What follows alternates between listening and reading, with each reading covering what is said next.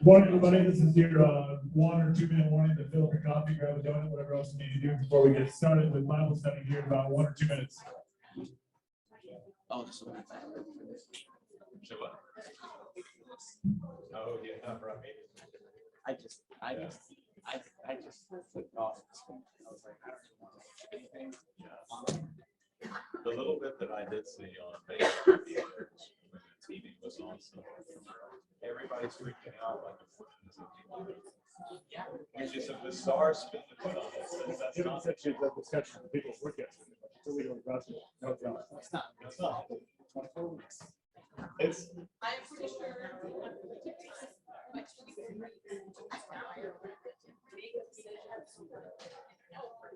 She's like, I'm sorry, I should have been like, you know.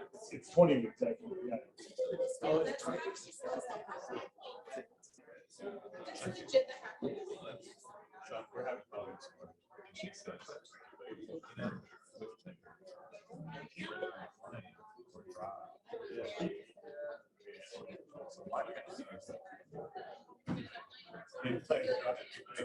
That is not.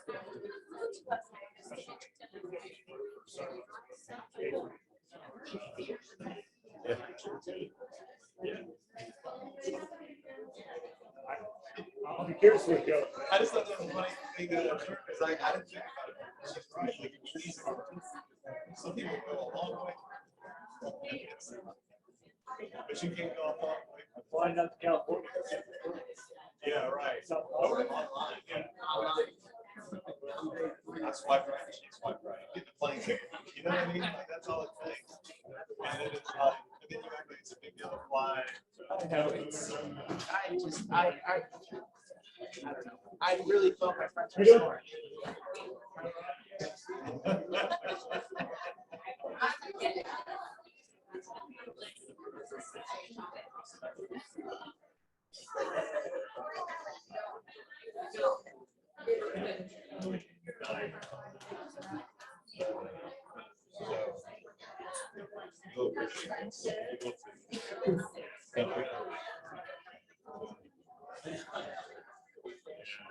all right, everybody, you want to go ahead and get situated, get sat down, find out a little bit. We're going to go ahead and get started here.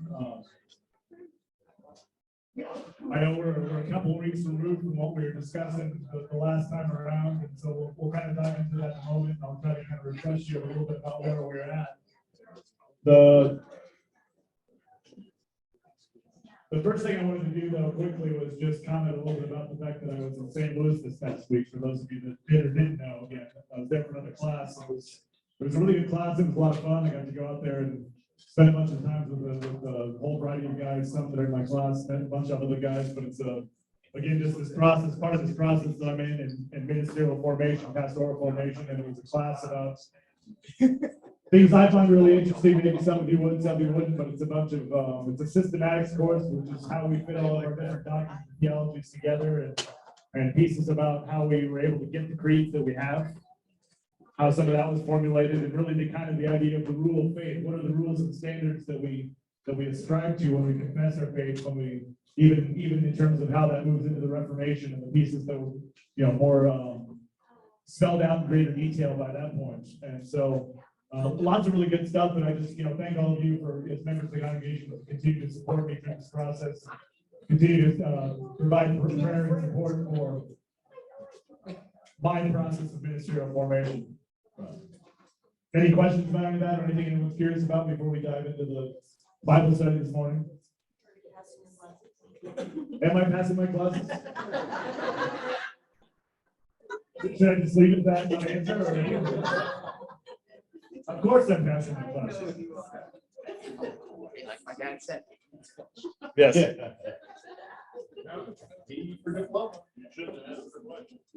I shouldn't ask the question? No?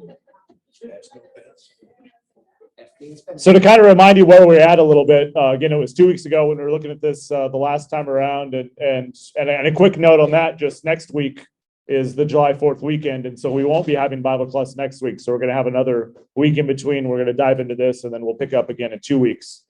But when we were talking last time, we left off with this idea of a propaganda model that's put forward by Chomsky and Herman.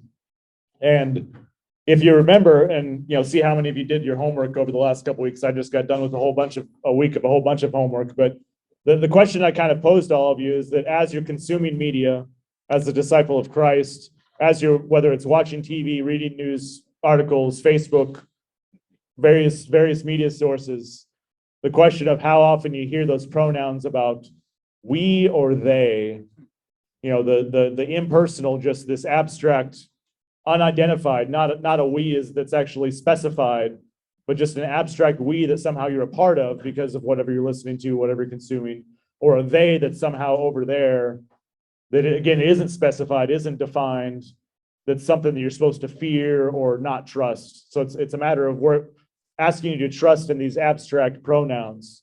Did anybody run into this at all? Anybody think about it over the last couple of weeks? Yeah, I see a hand. Jennifer, yeah. Well, just this morning, actually, I read my computer, and somehow because of Roe v. Wade and the overturn of that original ruling, decided to tweet F your Bible, but you put the word, the F your Bible. It's your Bible too. I didn't tweet it back. I wanted to say that. It's your Bible too. Did everybody hear that? Shortly describe just the visceral reaction to what God's word is, and obviously what God's word says about abortion, the response to abortion. Any other comments or thoughts over the last couple of weeks about things you've been consuming or things that have been in your head about these ideas about how we're consuming media as in our culture, as followers of Christ? I thought about. Did you? The 15-minute rule that we've been discussing. So bring that up again to remind everybody.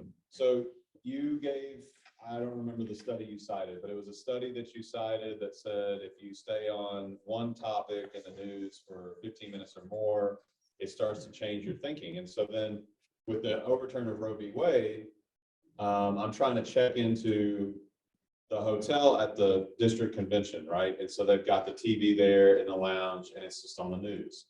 And there was a bunch of us because it's a convention. So there was a line. So you had to stand there. And I started timing it. And they wouldn't get off the topic of Roe v. Wade the entire time I was in line. So if you sat there that whole time and watched that, I was just thinking about their intended effect here is not just to cover a story.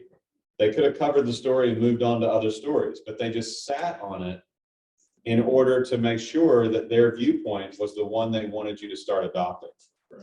And so I thought that was interesting just as I was trying to get checked into and the viewpoint they wanted you to adopt is that the Supreme Court has now basically made abortion illegal, which is not what they've done. Which is not true. But that was what they were trying to basically get you to think so that you would go out and panic. It makes it possible for states to make it illegal. Right. It doesn't fundamentally make it illegal from the Right. national level. But the timing, like it wasn't part of a cycle. It was like they just sat on it because it was clear that they wanted to take this moment to make sure that in the wake of the ruling, as many people as they could touch with their media outlet, they wanted to make sure they were shaping the way people, like the public, would think about it.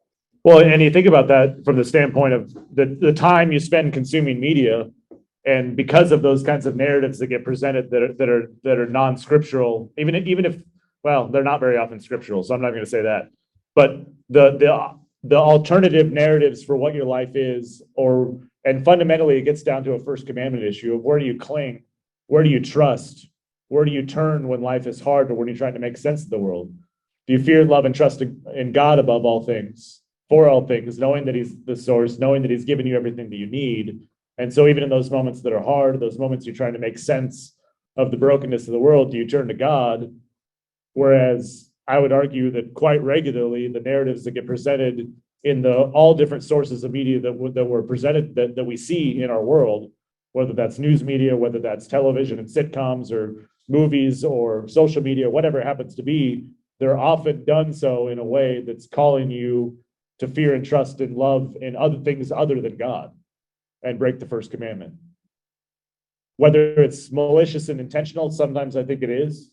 Sometimes I think it's just kind of inherent in how, frankly, from an informational standpoint, how the structures work as institutions too. Any thoughts, comments about any of that? Otherwise, I want to move into a little bit more of this propaganda model piece and some of the filters of the model that we haven't covered yet. But any other thoughts, comments from anybody, things that you thought about these last couple of weeks, Diana? Yeah. Night before last, we watched the local news, and then I wanted to just say catch up on the national news on one of the channels. CBS, ABC, NBC, Fox, all of them are talking about Roe v. Wade at the same time. Yep. And I didn't want to hear more about that. So I tried to be on, but I couldn't believe that at 10:30, they were all talking about the same topic at the same time. It's an interesting perspective. If you think about, again, news media companies as corporations and what's going to draw your attention, so thank you, Diana. This is actually a really good pivot. We talked 2 weeks ago about, the size, ownership, and profit orientation of media. We talked some about power and control, even in that sense that, that fundamentally media sources are about making money and about control than they really are about. And this is, again, not to say that there aren't journalists that are doing so or pursuing journalism in an objective or in an altruistic sense, but most of what's get presented to you is not done for your benefit. It's done for the sake of how they're actually trying to draw you in and keep you engaged. And this gets into the second filter of this propaganda model that's funding through advertising. That, if you're sitting and you see 4 different channels that are all hammering on about Roe v. Wade, knowing that that's this really salient issue that's either going to draw joy or it's going to draw visceral reaction or it's going to draw anguish or it's going to draw fear, it's going to draw a bunch of things. It's going to suck you in, but they're really trying to keep you watching long enough to get to the commercials. Or that fundamentally, if you think about the way social media works, 2 weeks ago, we watched that video about, Facebook collecting your data, and really it's a matter of media is done so in a way that sees you as selling you as the product, to kind of think about it that way. Fundamentally, it's about how to keep you engaged, how to keep you tuned in long enough so that you get to the point that you get the commercial about whatever it is that they're saying that you need to have, because that's how they're going to make their money. Rick.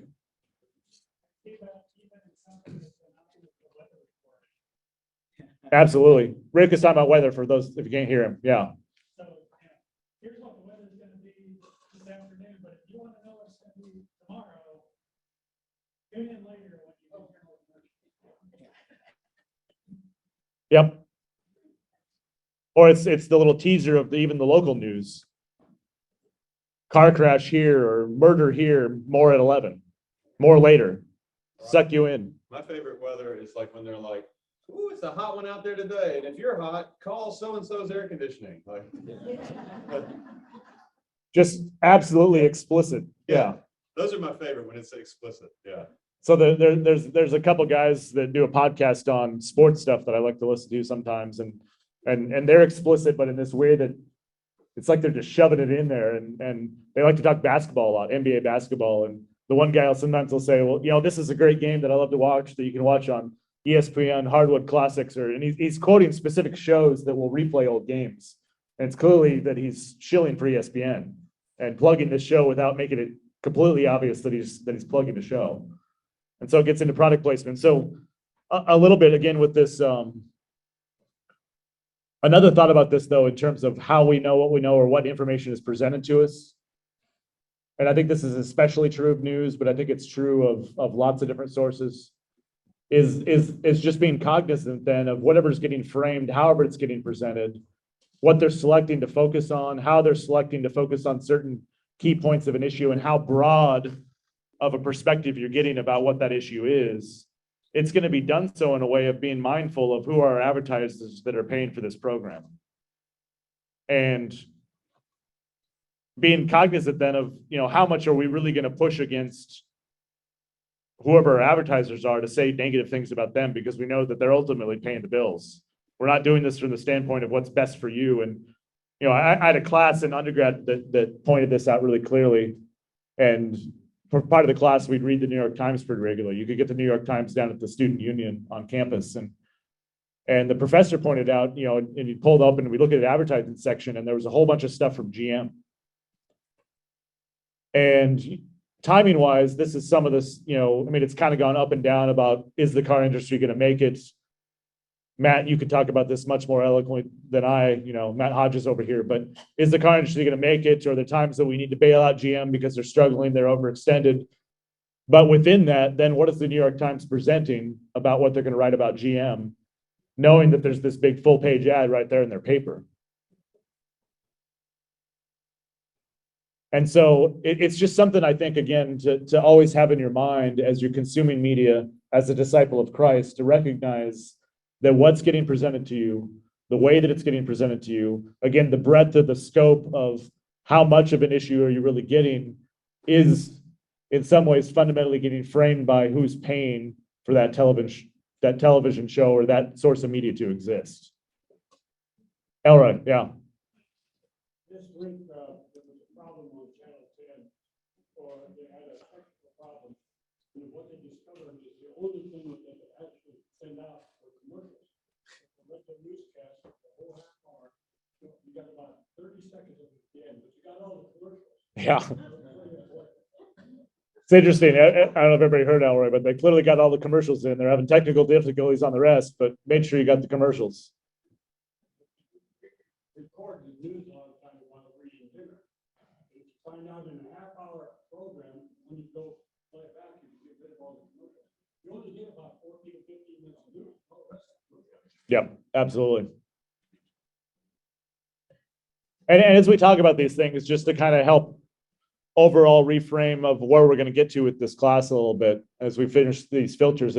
I think these are all things for all of us to be mindful of as you go throughout your week and you're consuming, again, whatever media that you choose to consume, and things to really think about it in terms of the identity that you have in Christ and what that means for you. But also, eventually, what I want us to get to do is actually watch some clips together and talk about how we see some of this framework, some of these principles in play, to discuss through it together. So we will get to that point eventually as I'm laying out all this theory and principles for it. But I'm going to move on to this next piece about sources.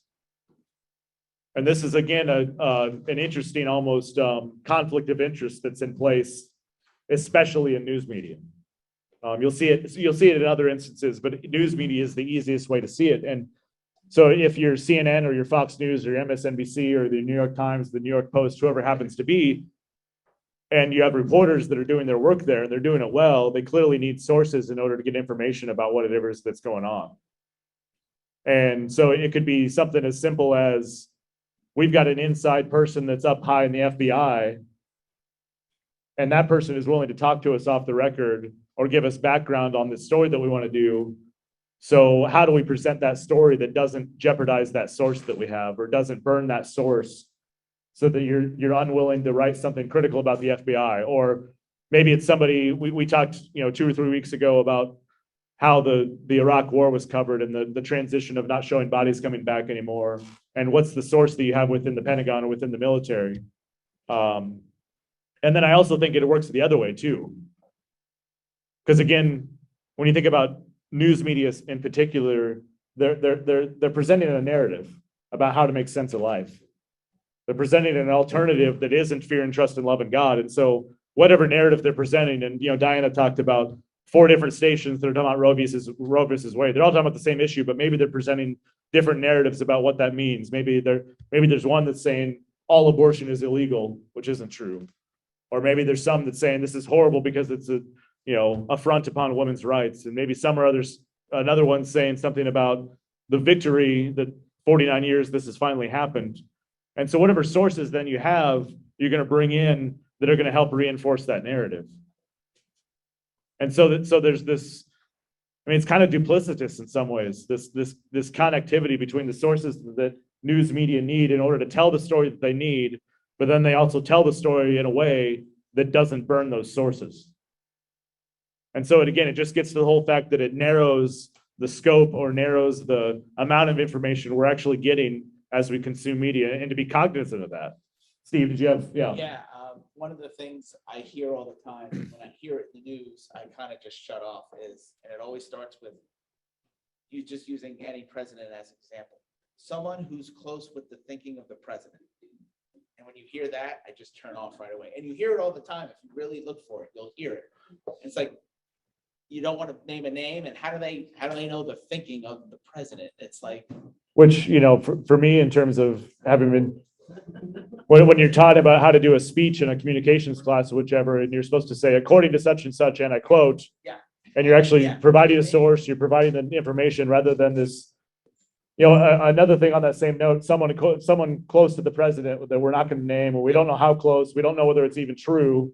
We don't have a second source that verifies it. So there's a bunch of ambiguities there, but the other part of it is, another example of this kind of pronoun use is some people say. Some people say this and this and this. It's like, well, who are those some people? Is that really just I'm saying this and I'm trying to project it over here as if Churches. yeah. I'm sorry, I sneezed. I'm sorry. I'm sorry. I'll cover my mouth next time.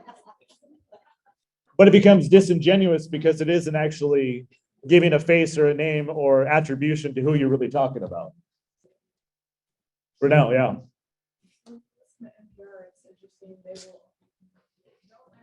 But before they start a story, they will, if there's funding from the company that they're gonna talk about, they identify that up front and they say, before we tell you the story, you should know that we are funded by the people.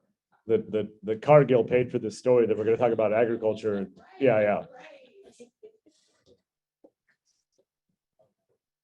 Which at least is more honest, but it still doesn't, but it's still then, Still don't know what to think. You're but then it still is, are you really giving us the full story or are you giving Cargill's perspective of this story? Yeah. exactly. At least know that it- Vaughn.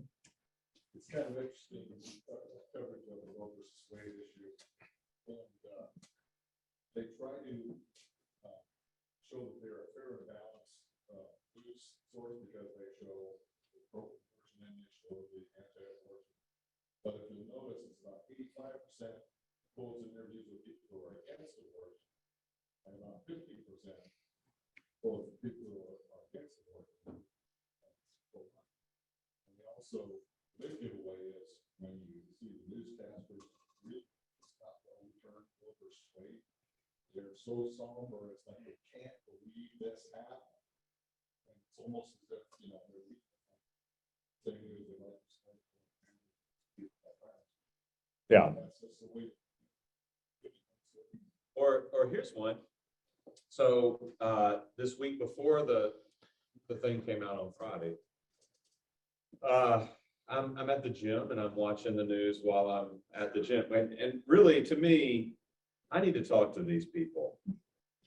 Do I really want to just sit there and watch the news at the gym? Like reruns of Gilligan's Island, anything, you know what I mean? But whatever. So, but they've got the news on and they're doing their thing. And I'm sitting there on the row machine and I'm watching this thing. And they gave this personal story as a personal testimony of a woman who felt really bad about her decision to get an abortion, but here's why it was the right decision for her. And so basically the idea is, here's an anecdote that shows why abortion should be a protected constitutional right because people have to make difficult decisions.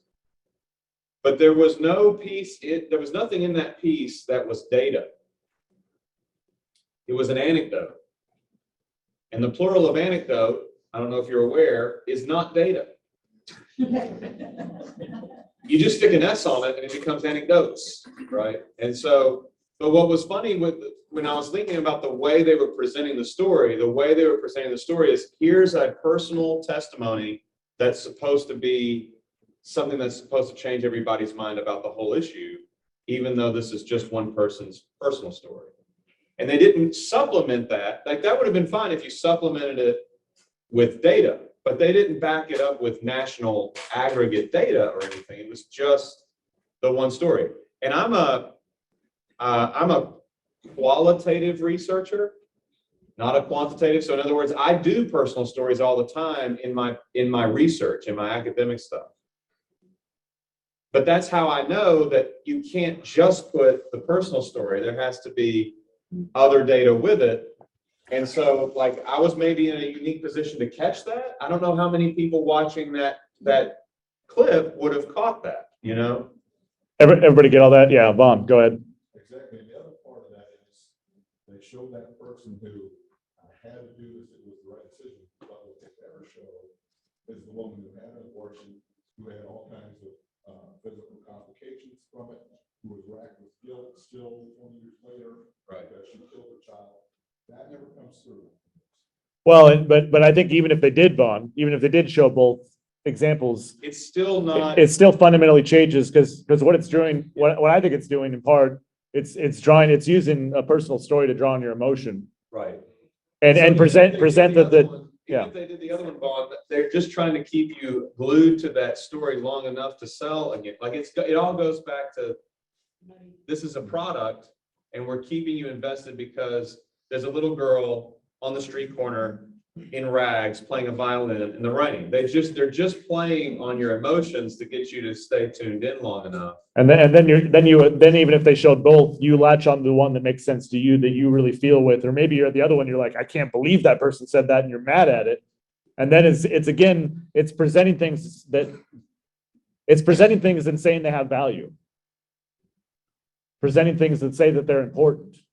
And again, aside from, this goes back to the first week with Thoreau and talking about what does Maine have to do with Texas, and the lack of context, the lack of big picture, the lack of, perspective about what does this actually have to do with me? How is this informing how I actually live my life?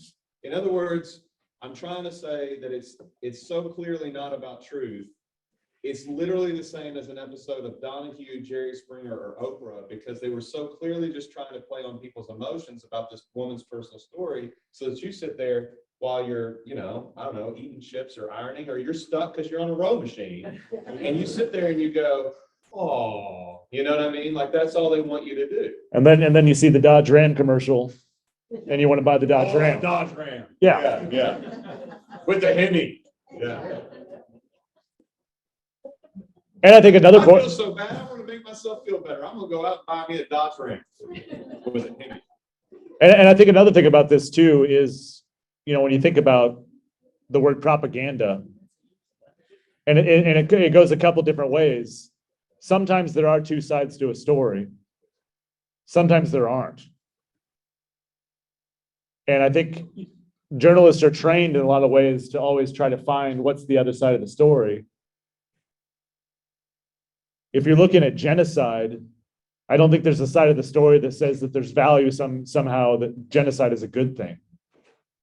Maybe you can talk about why they did it, I suppose, but you're still talking about it that it's bad. And so often things get presented in a binary sense that it's either this or this. And there's a strong push to always have to find the other side about what makes sense for someone else. And sometimes there isn't if we think about it as Christians, if we think about it as disciples of Christ, people purchased and bought by the blood of Christ, there isn't another side of the story. And sometimes things get presented as two sides, and there's really probably 12 sides. There's a whole spectrum of nuance within a whole bunch of different things on a particular issue. But it gets presented as either you need to support this or you need to support this, or either you're against this or you're either against this. And there isn't space for critical thought. There isn't space for sometimes I agree with this, but sometimes I agree with this. Or sometimes there's extenuating circumstances that might make me look at this differently. And again, it's still fundamentally back to what Pastor Will just said too, of it's getting you to stay glued in the way to watch the Dodge Ram commercial. I want to keep moving through this because I'm hoping maybe we get through all this week and we can start watching clips here in a couple weeks. But stop me if you've got questions, comments. Flax. The way Chomsky talks about this is if you think about the boundaries of what advertisers are going to be okay with and what really, or sources, the ways that the scope is limited in terms of what's presented to us. Flags are going to be the times that you go outside those boundaries. Those boundaries could be simply saying GM is upset because the New York Times wrote an article that was really critical of GM's labor practices and this, but they're advertising in the paper and GM's threatening then to pull their advertisement. It could be flags in the sense of something much more existential or, things about our society that are rules that seem to have been broken. And what are the cultural rules about how we should talk about something? An example of this could be just, the shift in terms of abortion and at what points in our cultures or our society's history that abortion would have fundamentally been seen as wrong. Or at what points to the fact of where it is 49 years ago that Roe v. Wade happened versus where it is now. It could be shifts in terms of how you talk about LGBTQ couples and love, and the way the word love has been misappropriated over time, and how you then frame something like that about what's appropriate to talk about in society. What's an appropriate way to talk about couples that are same-sex attracted? Or maybe it's even just God. If you're talking 50, 60, 70, 80 years ago, the assumption maybe is inherent that people believe in some sort of God, believe in some sort of absolute. And where we're at in our society now, that's no longer an assumption. And this gets into something I don't really want to get into today, but guilt, innocence versus shame, honor culture type stuff. But just really fundamentally thinking about it in the sense of what are the boundaries for how you're supposed to speak as a culture, and how often does the news media really go outside those boundaries? And they don't very often, other than because of the fact that we have a lot more sources of information, whether that's social media, whether that's the differences between how Fox News might present something versus MSNBC, where they're clearly presenting different narratives of similar types of things, is that against Chomsky, I'd say that our culture is in one where maybe things are intentionally presented as flack, intentionally presented as a way to get you riled up, that maybe wouldn't have happened when he wrote a bunch of this. It's intentionally designed to rile up your fear and your anxiety, intentionally designed to rile you up against those theys that are out there that aren't you, that you should fear, you should be afraid of, which is not what Christ calls us to do. So I do think there's an element of it there in terms of how things are presented to us. The easy example of this, I think, is the idea of clickbait, if you know kind of sort of what that idea is. And it's the sensational headline that pops up on your phone or pops up in your email about, and it's just intended to just draw you in and suck you in. This egregious thing has happened that doesn't follow our society's norms. And you got to know about it right now. And if you don't know about it, you're not safe. Or if you don't know about it, you're not in lockstep with what the society is telling you to do, which again just becomes a fundamental first commandment issue for me. The sense of I have to know this in order to, because I fear, love, and trust in what this article is going to tell me about the products I need to buy to keep my house clean. It could be something simple that's not even, but I got to have this new product. I got to have this new thing so that it's easier for me to clean my bathroom, and that somehow gives me control over my life, rather than fundamentally living your life in a way that is saying God is the source. God gives me the things I need. So. Well, you see that already happening in the last day or 2 years since the ruling on Friday. Now, a lot of your news sources and talking heads are already talking about, well, next they're going to come after banning contraceptives. They're going to come after, pretty soon now that they've reversed Roe v. Wade, they're going to reverse their decision on allowing gay marriage. And it's always the next thing. It's not just, this thing happened and that's the news for the day. The next day it's something different. The next day it's something different. It's leveraging that to whip up in a frenzy and fear to go after the things that we're scared that they're going to take away. And it just keeps, there's always a motive behind all of it to get everybody whipped up into something else. And it's an emotional motive. Yeah. Yeah. It's just take that fear and leverage it into more fear. Rick. Maybe an aside to that too, is I think it's sometimes where media tries to tell us that popular opinion is right, no matter what it is. And so I think of some of the news coverage sometimes, maybe a controversial group is going to have this event or whatever, and the news media goes to cover it. And you see on the coverage the way that they show you the video of it, it looks like it's really, well attended, and there's there's all this support for it, and every once in a while you'll catch a glimpse and you'll see that, they set up the event for 200 people and there's 12 people all clustered in the corner, but most of the video or most of the coverage that they're gonna give you is gonna be just of that corner, and so you feel like there's this Because, support for it, and you should join the crew because there's all this support. for it. Because Apparently there's not. they're selling the narrative, this is really important. Has anyone caught Jim Cantoria like on the Weather Channel where he's like covering a hurricane? He's like, like bracing himself and stuff. And then some kids from New Orleans will be walking through in flip flops in the background and just be like. Anybody ever caught that? It's actually. Like the worst storm of the century. Like these kids are like, we're going for potato chips. We're on our way to the beach in our flip flops because it's fine. Well, I think the public opinion piece is an interesting point too, of just about what's important in our society. And the idea that because such percentage agree with this idea, that somehow makes it inherently right or better or important.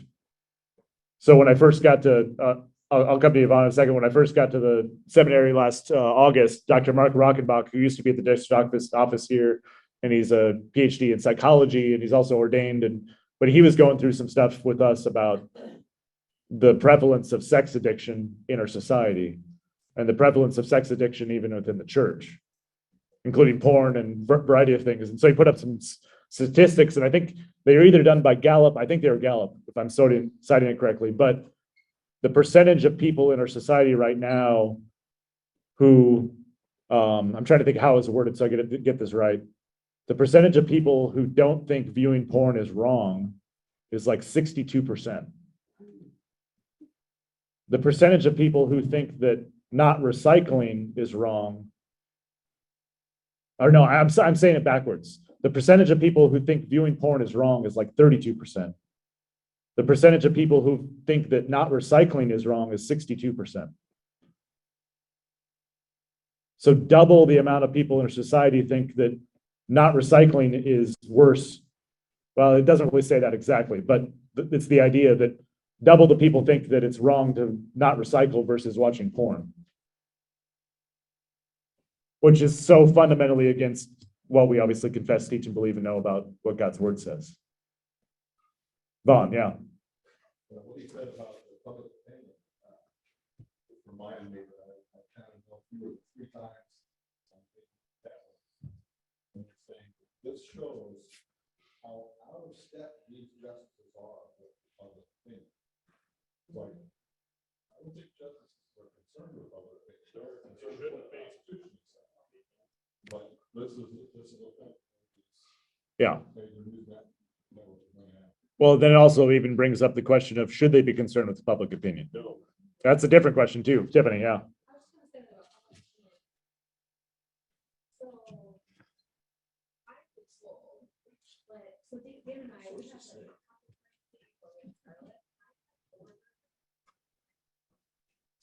well, I didn't, like, according to the law, like, I had a medical emergency,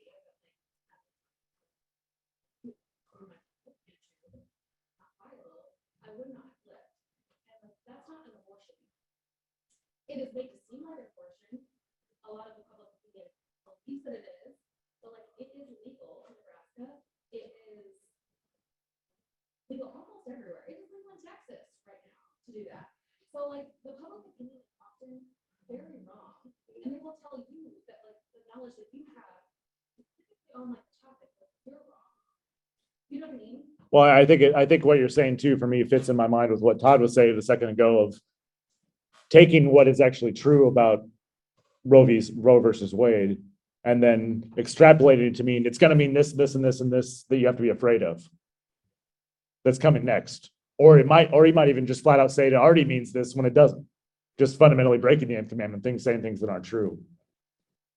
I want to tie this all into at least, and we can come back to this in 2 weeks because we've only got 7 minutes left, but this idea of a common enemy and use of fear. I mean, we've talked about the use of fear quite a bit, but I think the sense of a common enemy, the easy way to think about this from Chomsky's perspective was he talked about it from the standpoint of the Soviet Union. That it's always, communism is always bad. All the people in the Soviet Union are bad. And to be clear, if you read Marx, communism is bad, especially because of what it says about the church, the institution of the church. But it doesn't get presented in a way that's very helpful for you as a disciple of Christ if you met somebody that came from the Soviet Union to actually maybe potentially treat them like a person rather than treat them like this other that's somebody that's, you know. And so what are the examples that we see the same kind of common enemy approach in our various sources of media right now? I mean, the easy common enemies could be Democrats or Republicans, liberals or conservatives. It could be us as the church because we say that there's value in life, and so we're bigots or we don't care about the healthcare of women. It could be a whole bunch of different things, but often it's what it is this lumping a large group of people in as if that everybody that's registered Republican or everybody that's registered Democrat all operates in lockstep in this exact same way. And there's no nuance, there's no perspective, and I should fear them. I should be afraid of them. I should never talk to them. I should know that they're all evil because they're not me, which doesn't go in line really at all, I don't think, with what Scripture tells us in terms of how Christ showed up and lived with sinners.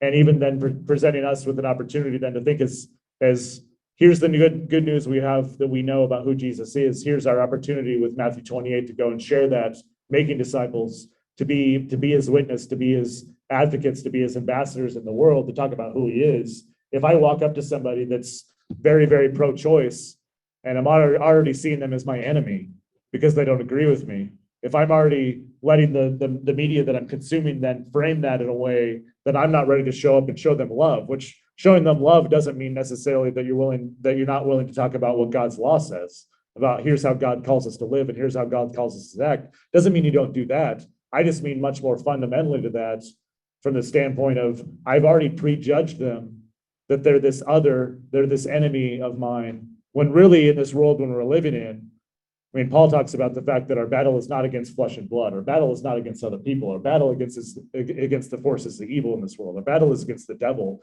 and the way that he's trying to twist people's minds away from the truth of who he is. And so if you're willing to show up and recognize that however these things are presented, again, in various media sources to create these enemies that you have out there, that again, in kind of an inverted sense, it's again calling upon you to fear and love and trust in things other than God himself and God's provision for you, and that God's equipped you to go and talk to people and go to communicate people and go and treat people in a way that Christ has treated us in his love. Thoughts, comments about that? Ways that you think you see it even, or how it's impacted you, or I think the world's changed. It's the reverse. We're the enemy to them. They're trained to say that anybody who goes to church, anybody who believes in a certain thing, we all kind of just said it during this whole thing, they're the enemy. Yeah. Yeah. Well, yeah, that's true. Yeah, actually, I didn't think of it that way. But I think there is truth to that. Steve was saying that quite often you might see the church presented as an enemy to the world too. In some ways we are. I mean, the gospel, God's law and gospel, Jesus Christ is to be offensive to the world because it points out who we truly are. Well,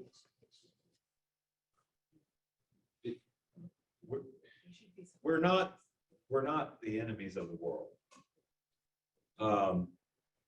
Giving offense doesn't mean that someone's your enemy. It means they've offended you. Although our culture today seems to think that if someone has offended someone, that they are their enemy. But I think it is helpful to remember that not everyone who throws dung at you is actually your enemy. And not everyone who smiles at you is your friend. And not everyone who offends you is your enemy. They may just have offended you. As someone who preaches as his role in a community, I would like you to remember that not everyone who offends you is your enemy. You just may be offended, you know. But it is true that the cross of Christ is offensive to the world in its sin. The cross of Christ is the offense. And so when I think to your question, Dan, about your question about how do we approach people in love, I try as much as it depends upon me to make sure the offense in the exchange between me and someone else is coming exactly at the point of the cross and not something else that I did or said or the way I said it I don't want to give needless offense, since I know we're going to eventually get to the cross and that'll tell me whether or not you're offended by Jesus.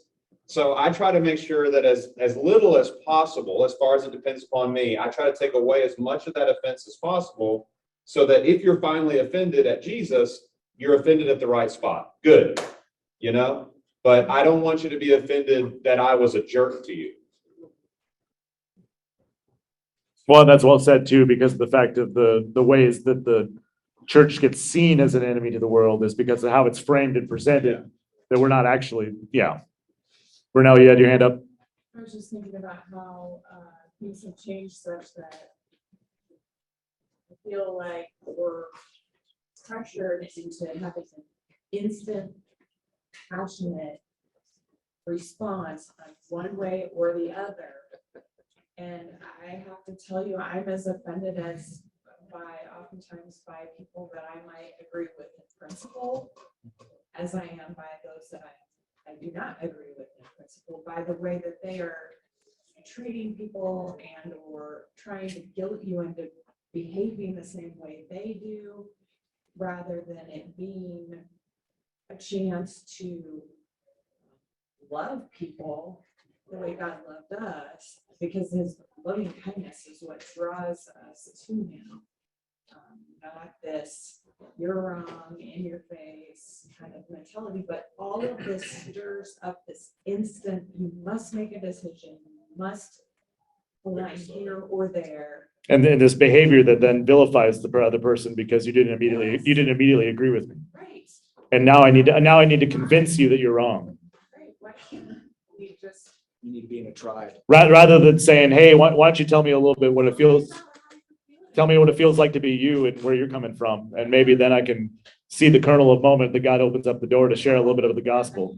It's just that we're looking at different sides of a hand, and sometimes you gotta look at the other side of the hand to understand where they're coming from, but then maybe you're able to then come to an agreement that Then you can facilitate a conversation where God's love can come through. then you find out that they were raised in the church and they're baptized, but they were spurned by a leader that hurt them at one point, and they've got this pain and baggage that causes them to respond to you in that way because they have really negative views of the church for whatever reason. But then if you didn't take the time to ask them to find out those things, then you're just jumping all over them. Yeah. All right. Just quickly, along that line, I had a blank flood sign in my yard. Friday afternoon, it disappeared. And the neighbor, they still had a camera. I came home and took it out. Well, I wasn't there in the first place, but apparently somebody was upset with me because I was supporting a certain candidate. Yeah. But maybe They didn't know where to get a blank flood sign.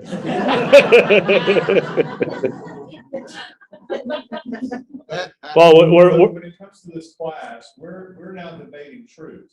yeah. And when we talk about media, I just hope that we continue to keep it in front of ourselves, that the difference between a debate over truth and how we know what we know is related to this discussion about media, but the discussion about media is discussion about a product. So that's not there. And I don't hear enough people getting on board with this yet. They're not interested in telling you the truth. That's right. They're interested in telling you a narrative. And so what we need to start to tease out is, why would they tell me this narrative versus that? So here's, we're over time. So quickly, just again, we don't meet next week. So 2 weeks from now, here's your homework to take with you. Continue to consume the media that you normally consume, and think about this idea of common enemy and fear. And just as you're watching things, as you're consuming things, think about what are those common enemies that get presented that the media is asking you to either be afraid of, how they use fear that way, or how they're calling you to fear and love and trust in something other than God. See you. Oh, Shane, yes. Leave the chairs and tables for lunch, please. Leave the tables and chairs for lunch. Oh, All right. easy. Thanks much.